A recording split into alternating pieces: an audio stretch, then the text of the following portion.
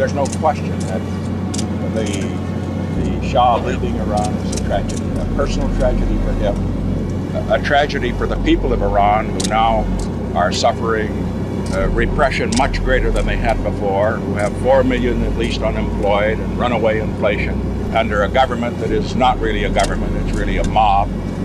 All these things have happened, but also it was, in addition to being a personal tragedy for the Shah, a tragedy for the people of Iran, it was certainly a tragedy for what we call the West, because what was leadership and stability in that part of the world is now replaced by instability.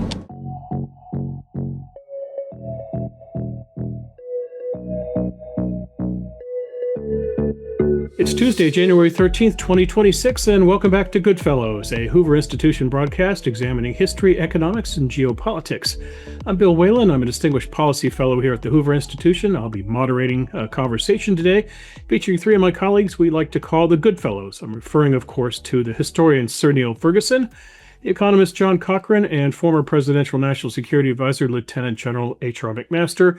Neil, John, and H.R. are all Hoover Senior Fellows. So, gentlemen, long time no see. I'm joking because we did a show just last week, which is sort of a short stint for Goodfellows. We're back again, and let's pick up where we left off. And I want to begin with your thoughts on what is going to happen in Iran. As I mentioned, we're recording this on Tuesday, the 13th. What is going on right now, the regime seems to be on a precipice. Iran has crossed the line that Donald Trump set, saying that the U.S. will strike if the protests turn violent. The president this morning saying, and I quote, "Help is on the way." Neil, I'll leave it to you. Donald Trump says help is on the way. What is help? It's a good question because it's actually harder than it looks to achieve a counter-revolution, which is what this is. I think a lot of bad analogies are being thrown around as if this is a revolution. That's different when you're actually trying to overturn a revolutionary regime after 46, 47 years, which is what we're seeing. And it's especially hard for foreign powers to influence a counter-revolution in an effective way. Often it backfires. In the French Revolution, intervention by Prussia and Austria backfired and radicalized the revolution in the 1790s. In the Russian Revolution, we intervened, failed to help the white opponents of the Bolsheviks, and I could go on. So it's hard to do whatever it is that President Trump has in mind. Air raids when people are out in the streets aren't, I think HR will confirm this, aren't an obvious way to be effective.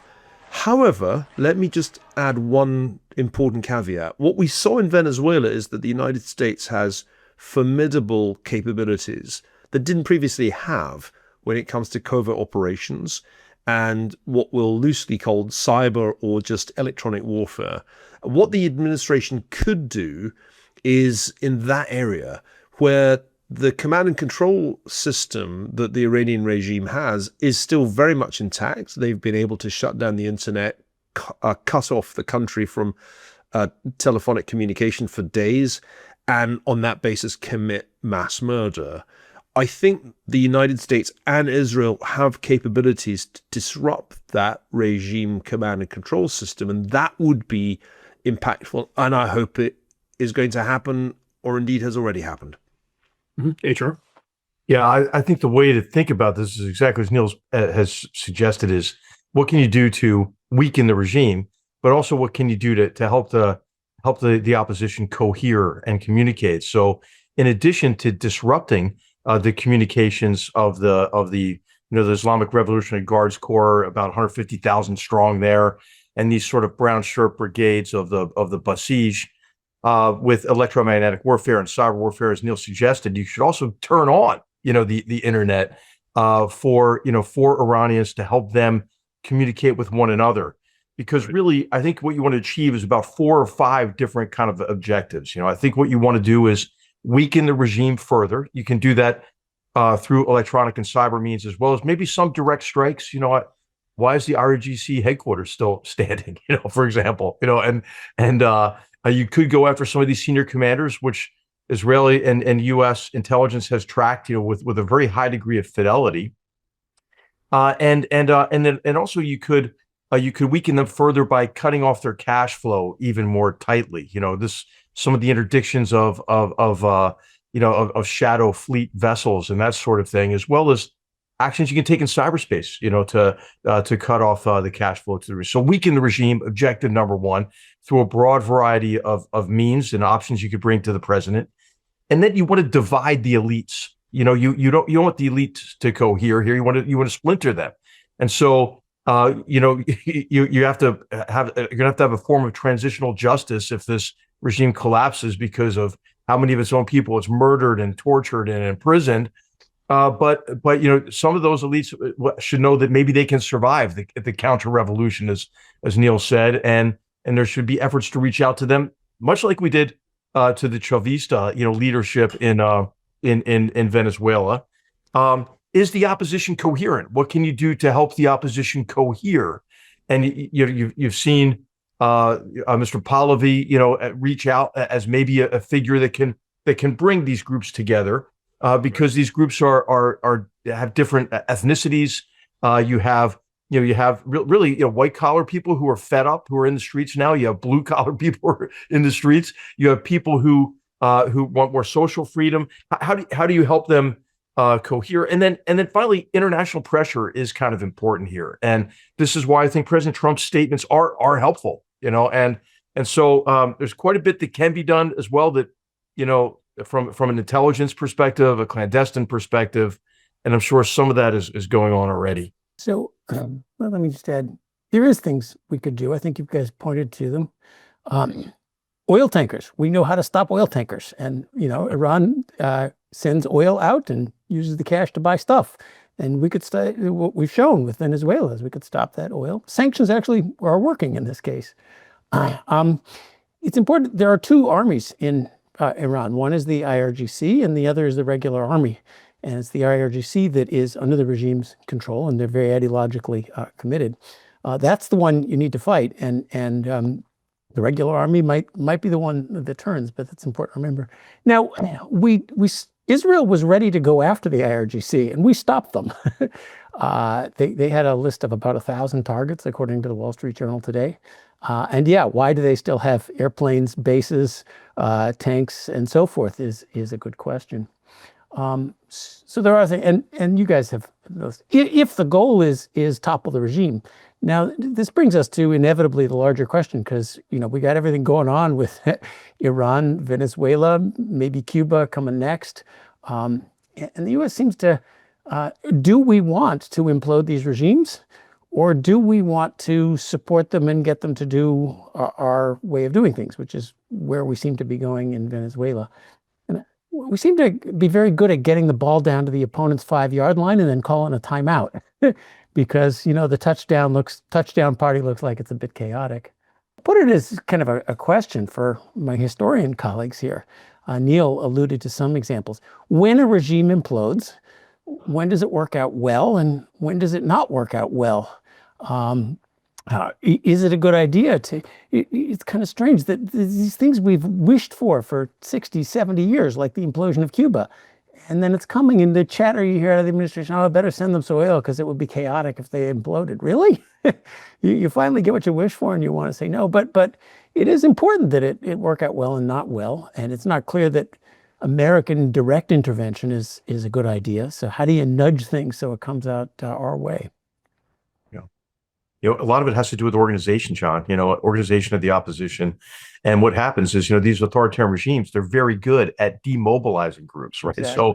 So what you have that remains are only clandestine organizations. Many of those have to be localized and small, or else that they would be big targets for the IRGC and the intelligence agencies, the MOIS. So you have groups that are Kurdish separatist groups, and those are not even very coherent themselves. You have Azeri groups, you have Baha'i groups, you have different groups. But what I think is different about these protests is it's cutting across the whole country, and it's cutting across really kind of all demographics, all income levels, and so the question you have, I think, is a good one. Remember, the collapse of Mubarak, right? The only organization that was organized was a clandestine organization of the Muslim Brotherhood. So the Muslim Brotherhood takes over. They want to rewrite the Constitution. They're not very democratic, so only, statistically, and I'm not a political scientist, so I don't really quote these numbers very much, but only about 1 in 5 ends of authoritarian regimes transition to democracy, at least right away. So, we know what it would take to do that. What can we help the Iranians, to establish a security sector reform program that keeps some leaders in place, but also prosecute some? Do you have a transitional justice program? Can you put into place a basic law or go back to a constitution such as you had under the Shah? Without the Shah, that is democratic and representative. Can you bridge into some sort of form of representative government that way? But you need security space to do that, and it's very hard to take this collapse, if it is a collapsed security force, and build something out of it. Well, I don't think it is a collapse. The problem is actually that the regime is not collapsing. Its economy is in a parlous state. Inflation is at 50%, 70% in the case of food.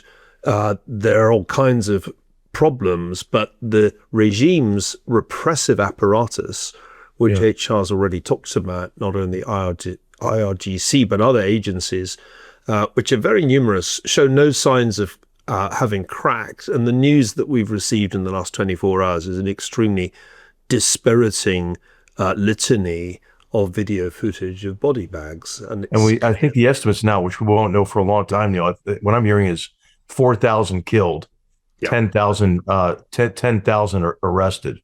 So just let's remember that there is a pattern here. There have been large-scale protests against the regime in 2009, 2017, 2019, 2021, 2022, the mass protests after that young woman was killed for not wearing a headscarf, and there were strikes and protests in 2023. The regime has form when it comes to crushing even very large protests like the ones that we saw over the weekend. And so I don't think it's right to talk about regime collapse at this point. Unfortunately, it is showing that if you have a repressive apparatus in place, unarmed protesters, no matter how courageous and numerous they are, will lose. What we've seen in other cases, which are being mentioned at the moment, say 1989 in Eastern Europe, is quite different. Because in 1989, Gorbachev had signaled for several years that the repressive apparatus of the Soviet system and its satellite regimes in Eastern Europe was not going to be deployed. Even in East Germany, where the hardliners were still in power, it wasn't done. And that's the difference. So I think there's a little bit of premature excitement because this is getting mistaken for some kind of Iranian 1989. Okay. It'll only be that if there are signs that the regime itself is divided and that some significant part of it is ready to contemplate overthrowing the Islamic Republic and getting rid of the supreme leader, Khamenei. Remember, he is supreme leader. He is the one who called for all-out repression and who essentially ordered the massacre that has happened on Sunday. He ordered it. It's being carried out. That is not a regime collapsing, I'm afraid. Yeah, a couple of quick points on this. As John mentioned, I think it's worth just watching the army. I think that's a really good point. In 1979, the army stayed home. That made the difference in the revolution that ousted the Shah. Also, I think it's really important to recognize that the patronage network, which was a mechanism of control, has collapsed because of the 80% devaluation of the currency, the utter economic failure, and the cash flow is not coming through these criminalized patronage networks and the bunyads, essentially. And then finally, I would just say that what they are chanting now, Neil, is kind of different than before. You've always had elements of this, but what you hear, is death to the dictator. And this is happening in a context in which the regime has been weakened, by the IDF and U.S.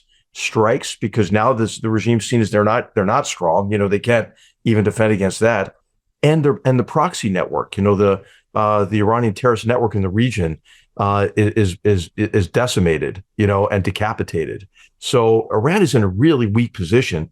I do think some of these measures I mentioned earlier, if we take them, it could lead to a tipping point. John, speaking of chanting, you don't hear it on American campuses right now. You don't see Harvard and Columbia and Stanford holding anti-Iranian protests. Los Angeles has the largest Iranian population outside of Iran. You don't see anything at UCLA or USC. So to channel Bob Dole, he ran for president, John. Where's the outrage? Well, of course, there's not that many Iranian students at UCLA, but of course, the current progressive left is in an uncomfortable position that their heroes are Hamas, Maduro, and the Iranians. I wonder how long they could sleep at night with that. I think it's really worth underlining this. It is the most outrageous hypocrisy that the radical left around the world on both sides of the Atlantic took to the campuses and took to the streets and endlessly, weekend after weekend, held disruptive protests, accusing Israel of genocide as it sought to dismantle Hamas and those who had perpetrated the crimes of October 7th, 2023. Right now, the Iranian government is in the process of massacring hundreds, thousands of its citizens who took to the streets protesting against a tyrannical regime. And those people who were so actively protesting and disrupting life in university campuses are conspicuous by their absence. Yasha Monk has a good column pointing out that in the left-wing magazines, which he still has the courage or strong stomach to read, there is no commentary. There's no condemnation of the Iranian regime.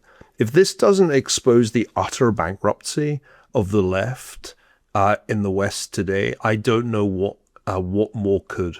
It's astonishing. And it is astonishing. And hey, Neil, the same thing about the Syrian civil war, right? Not a peep out of the far left during the Syrian civil war. And not just the far left, the mainstream media. You do not see. They were happy to pass on all sorts of fabulous stories about genocide in Gaza with no ground information. Now they say, oh, well, we don't have any ground information, so we can't report on what's going on. And not just the repression of right now. This regime is regularly executing thousands of people a year in barbarous fashion. I think it's the one image that I will remember it by is that amazingly courageous young man preparing to be hanged in barbarous, slow manner and trying to give comfort to his brother who was also about to be hanged. That's this Iranian regime, and at least we will remember it that way. Let's shift and talk about Donald Trump's worldview, what this says about Trump's evolution, if you will. I went back and looked at Franklin Roosevelt's first inaugural, March 1933. This is 33 days after Adolf Hitler becomes Chancellor of Germany. And what does Roosevelt say? The only thing we have to fear? He doesn't say the only thing we have to fear is fascism on the rise. If you look at George W. Bush's first inaugural in 2001, this is 33, not 33 days, but 33 weeks before the 9/11 attacks. You don't find Al-Qaeda or radical Islam mentioned in his inaugural and all. My question for the panel. You're a MAGA isolationist. You have voted 3 times for Trump for president. Is this the Donald Trump you voted for? The guy who wants to go in and use force in countries and by using force, de facto getting involved in other nations' livelihoods? Neil? Bill, I think this is the wrong question because I don't think that Donald Trump was ever an isolationist, and I don't think that he ever claimed to be an isolationist. Right. Not 10 years ago when he first burst onto the political scene with a presidential campaign, and not again when he ran for re-election in 2024. President Trump was a critic of neoconservatives. He was a critic of the interventions in Afghanistan and Iraq. And I think that's on the record. But what I think is also clear is that Trump was always a fan of using American military force, if only in a demonstrative way, to assert American power. And he's been a fan, most obviously in last year's election campaign, the 2024 election campaign. I'm going to have to get used to that not being last year anymore. Using Reaganite slogans like peace through strength, calling for increased defense expenditure. He's just called for a huge increase in the defense budget. So I think anybody who thought Trump was an isolationist just wasn't paying attention in either the first or the second term. And I don't think anything that he's done since being re-elected is likely to embroil the United States in the kind of very protracted, quote unquote, nation building efforts that occurred in Afghanistan and Iraq, which disillusioned voters for the obvious reason that they lasted a long time, cost a lot of money, and appeared ultimately not to succeed. HR, I don't know if you agree with that, but it seems to me the isolationist tag was never a good one to apply to him. Well, the question, HR, is would Trump have done these things in 2017? Well, it was a different world in 2017, I would say, Bill. I think that what he did do in Trump 1 was strike against Abu Mahdi al-Mohandes and Qasem Soleimani. For example, he did put maximum pressure on the Iranian regime.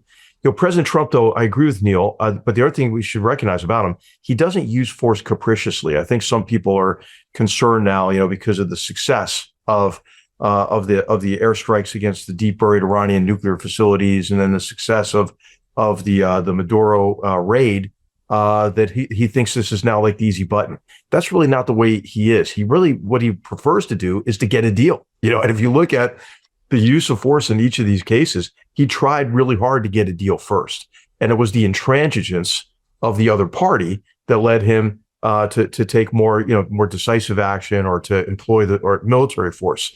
I think you can say the same, not using military force, but the same about what's going to happen with Russia. He's trying, I think, much longer and harder than he should to try to get some kind of a deal or an entente with Vladimir Putin. But Putin's going to disappoint him. Same thing with China. This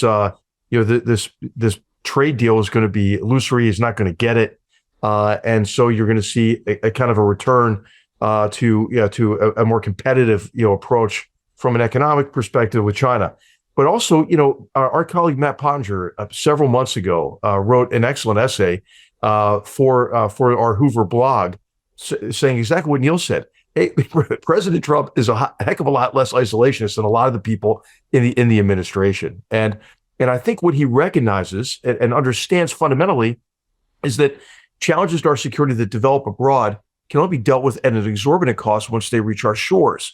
You see that with narcotics trafficking, for example. So we'll go to the source of that. You see that for the various forms of malign influence in the hemisphere, especially those associated with Russia and China's forms of subversion, the way Venezuela was sustaining the Cuban army, getting Ortega back into power, fomenting all sorts of anti-American sentiment and supporting far left progressive political movements.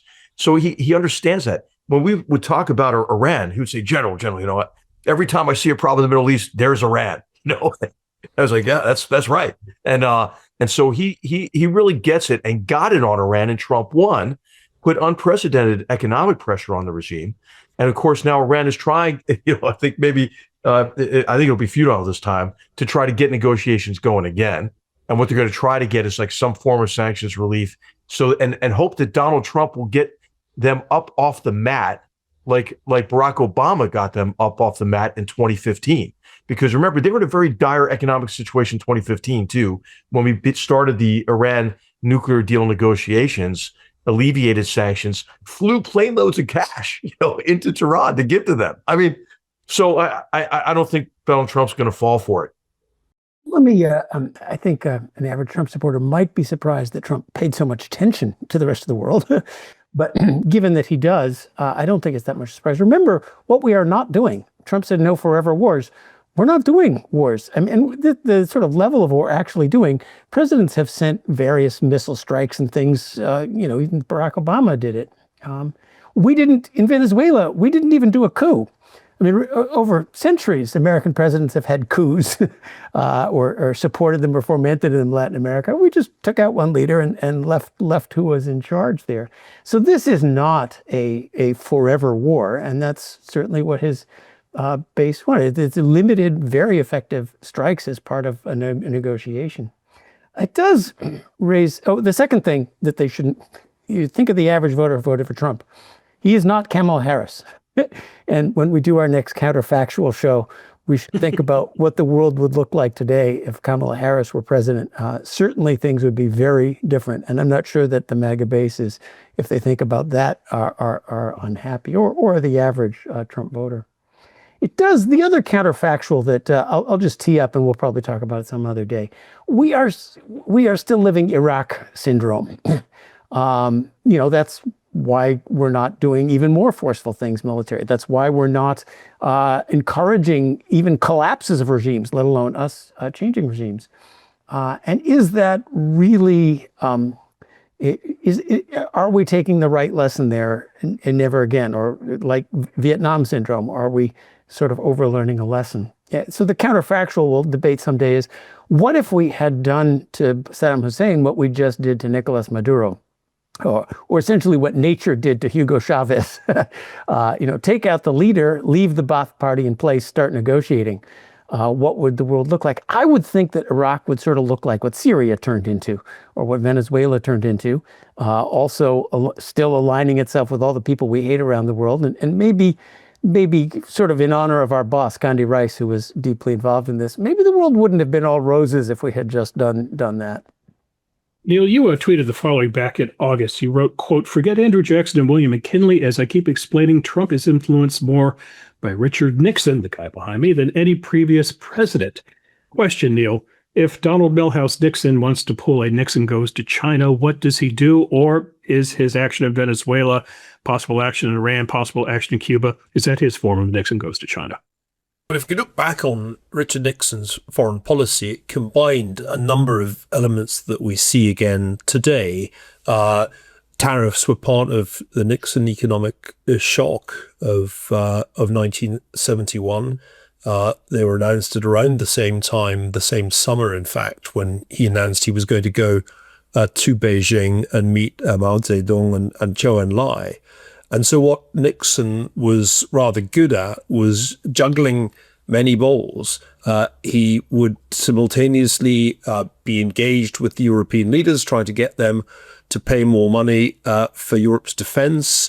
He'd be negotiating with the Soviets, as we then called the Russians, over particularly strategic arms limitation. There was a sense in Nixon's mind that the United States couldn't do everything. It couldn't be everywhere, in the way that Jack Kennedy had pledged in his inaugural address, his arch rival who had beaten him in the 1960 election. And so Nixon's view was, and this was borne out by Vietnam, we can't do everything, and we have to reduce our engagements in places such as Vietnam, and we need to exploit the Sino-Soviet split. That was probably the most bold strategic move that Nixon made. We also, of course, have to make sure that we're the dominant player in the Middle East. This was something that Henry Kissinger helped him achieve. In that strategy, the Shah of Iran played a pretty important role as one of those powerful oil-producing countries in the region that could be regarded as an American ally. So I'm constantly struck by the echoes in President Trump's foreign policy of Nixonian strategy. I noticed Stephen Miller using the word realism in a pretty abrasive interview that he gave recently. Nobody in the Nixon administration talked like Stephen Miller, or for that matter, like Vice President Vance. But if you strip away the rhetoric and look at what they're actually doing, I think it is quite Nixonian in a number of really striking ways. And hey, regime change, they're always given a hard time about this by liberal historians. But getting rid of Allende and supporting the Pinochet regime turned out, in the great scheme of things, not badly for Chile, because that dictatorship did ultimately turn into a democracy. It was a lot more successful than failing to get rid of Castro, which of course had been Jack Kennedy's most embarrassing foreign policy fail. That regime, that awful communist regime in Cuba, is still there. Whereas Chile is the richest country in South America. So I think the Nixon foreign policy is not a bad template for President Trump to be influenced by. And I think he is influenced by it. Did you notice, by the way, that when he was talking about the Venezuelan decapitation of the Maduro regime last weekend, he explicitly mentioned Jimmy Carter as the kind of president he was not like. And again, it's that 1970s echo that I get every time Iran is a dominant story. You go back to the 70s and you see how crucial it was and how fatal for Carter it was to lose Iran as an ally and see the Iranian Revolution triumph. You mentioned Henry Kissinger. Marco Rubio, like Kissinger, he holds HR's old job. He holds Condoleezza Rice's old job. He's the man who's launched 1,000 memes on the internet. He's going to be the president of Venezuela, the next Shah of Iran. John, he may be the next chair of the Federal Reserve. We'll get to that in the next segment. Does Marco Rubio have Henry Kissinger's chops? And are we at all worried that Marco Rubio is overextended? In his memoir, Kissinger says it was a mistake to hold both jobs, though he did it for some time. He's the only person until Marco Rubio to do so. So I think it's interesting that Marco Rubio has disregarded Kissinger's assessment of this move. And I think, HR, I'd love to hear from you how you think it's going, because my impression is that it's going quite well, and that Marco Rubio is in fact doing a pretty good job, or two pretty good jobs.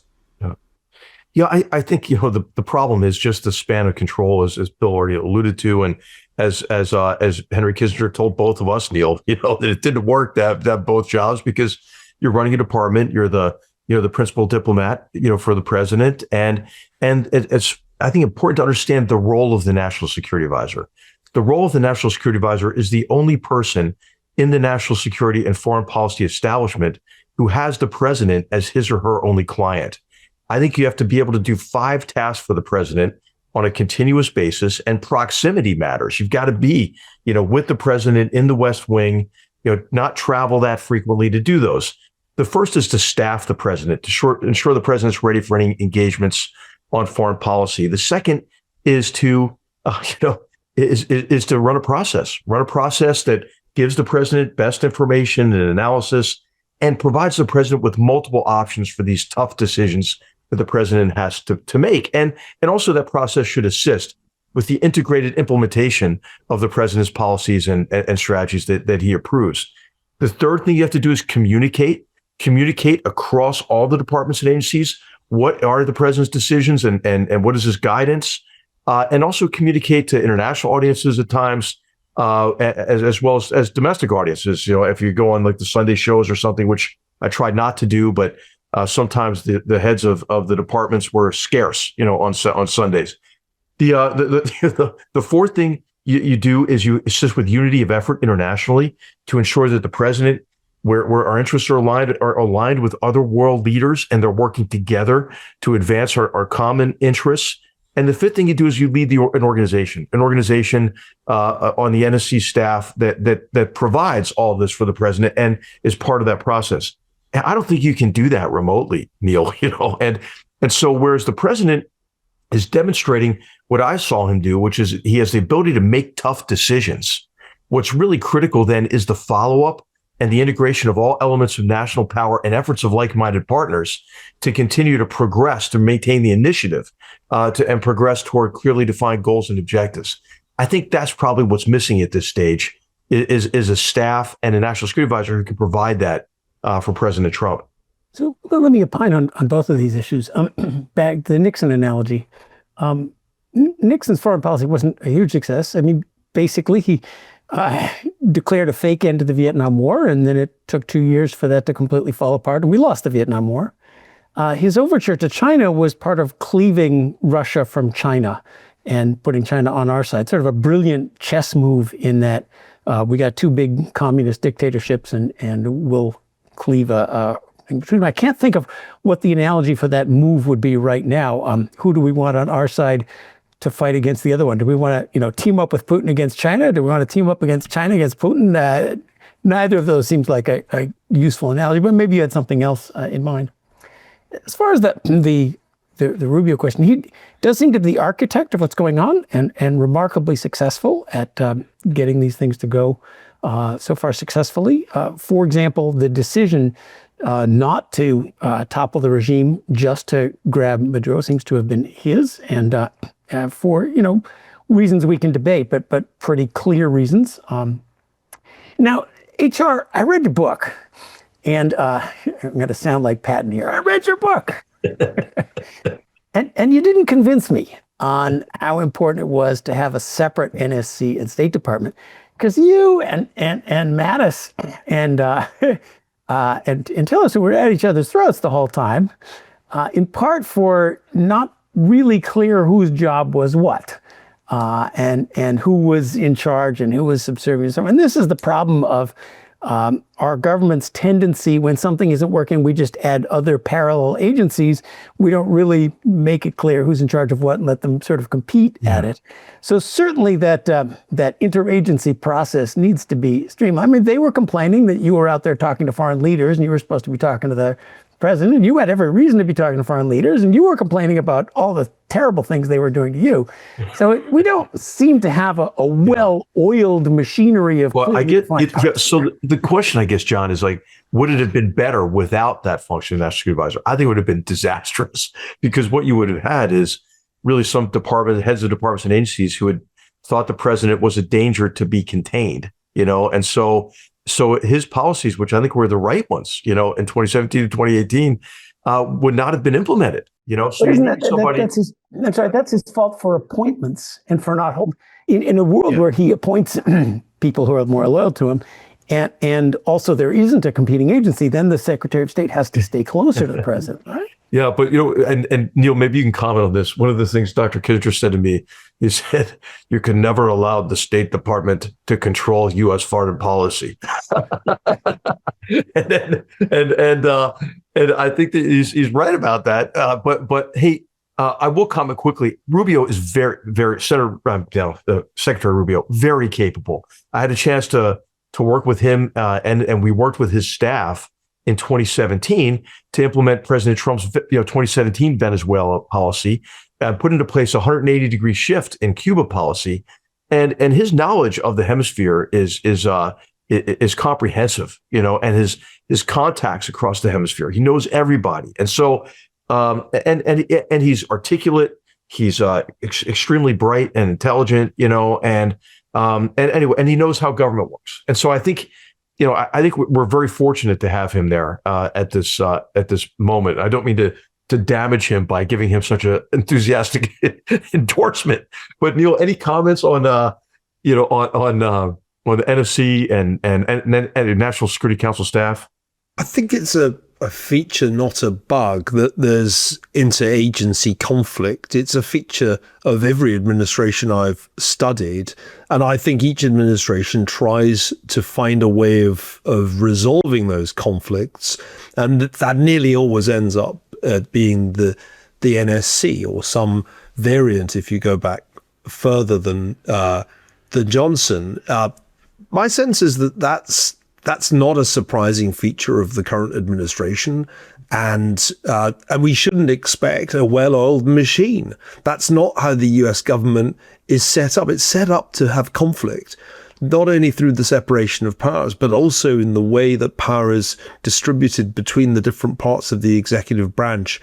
I think it's insufficiently understood by the public and by the media that this is how it gets done. The sausage gets made in a way that you describe brilliantly in your book, HR, through some pretty brutal battles, some of which happen with the president in the room, some of which, of course, most of which happen with the president not in the room. So I think this is how the system works, and it generates sometimes good outcomes and sometimes bad ones.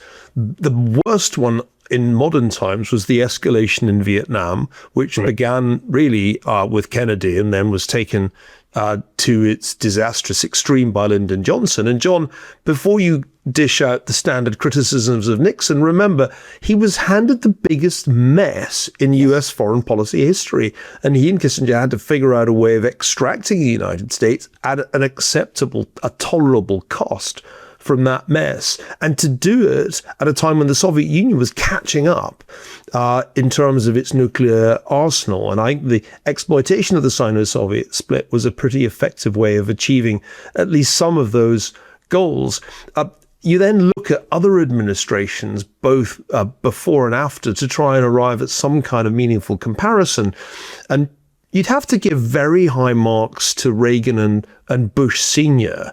for foreign policy success. But I think that had a lot to do with the fact that the Soviet Union in the 1980s was falling apart, and under Gorbachev essentially began to dismantle itself. In Trump's case, and this is where I want to bring it back to Trump and the options that he has at his fingertips, there are clearly some very weak elements of the axis of authoritarians. Venezuela's one, Iran is another. We've talked about it often on this show. They're the weak links. Russia's not as strong as the Soviets back in the days of Nixon and Reagan, but the big elephant or giant panda in the room is China. And the ultimate decision that historians will make about was Trump a great foreign policy president or not is going to hinge on China. It's going to hinge on what happens in the next 3 years between the US and China. And it's anybody's guess what Xi Jinping is going to do in the face of this very active, very kinetic American foreign policy. But he still has cards that he can play. And the most obvious and important cards are economic, as we saw last year. His ability to control the export of rare earth elements is a very powerful weapon.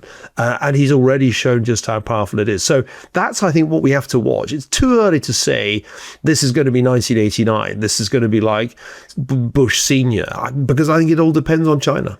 I want to do a quick acknowledgement. You're right, which is something we get to have to say about Nixon, and I was much too harsh. Hey, John, one more point on this too, though.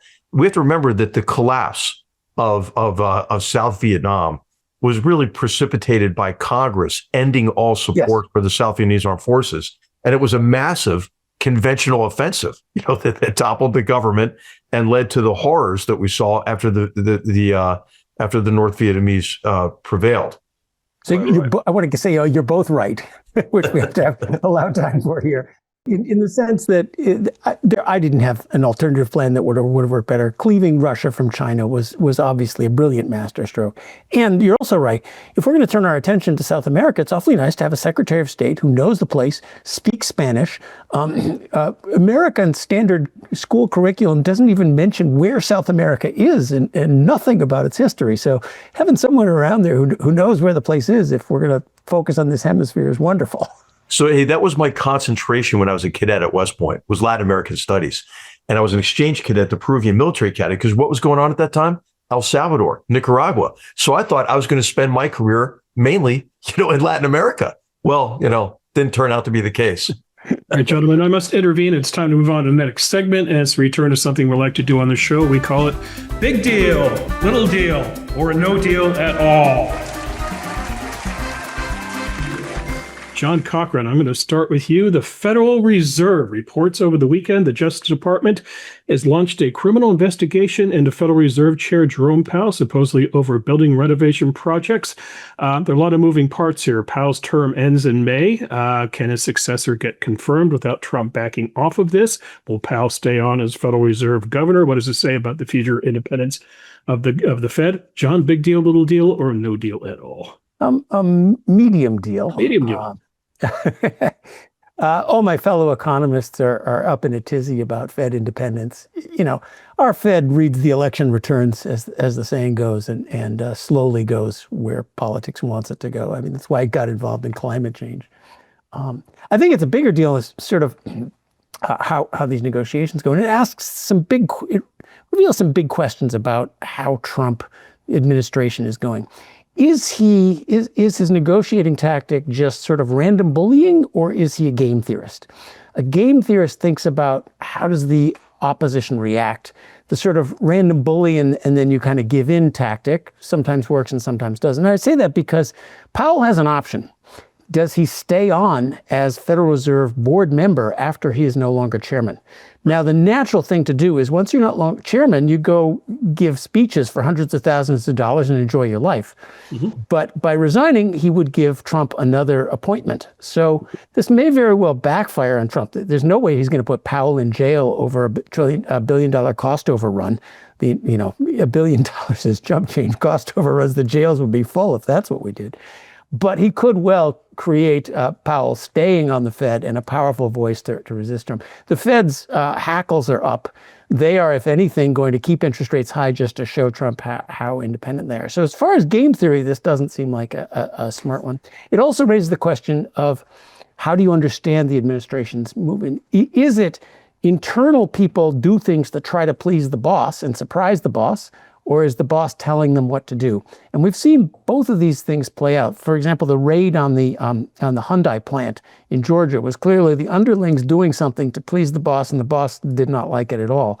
It's not clear that this one was ordered by Trump, as opposed to the Justice Department trying to do something to get itself out of Trump's woodshed, and now there's kind of a problem there. So the two big questions, those questions are big deal questions.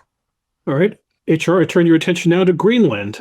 There's a lot of buzz. The Cochrane solution seems to be in play, which is greenbacks and green cards for the happy islanders. German Chancellor Friedrich Merz has weighed in, saying he shares Trump's concerns about Greenland's security, hopes a, quote, mutually acceptable solution can be reached.